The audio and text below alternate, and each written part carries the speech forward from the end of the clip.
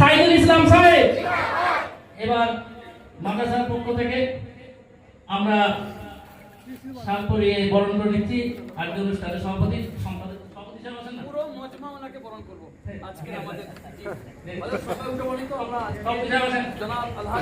আমাদের মাদ্রাসা কমিটির সভাপতি সাহেব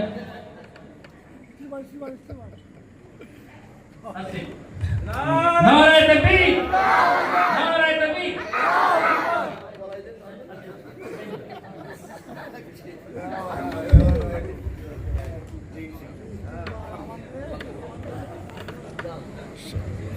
আমি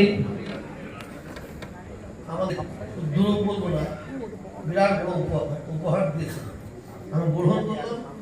আর গ্রহণ করে আমি আমার এই উপহারটা আমি আমার কারি সাহেবকে দিচ্ছি। নারায়ে তাকবীর, নারায়ে তাকবীর। এখন আমাদের কাছে যিনি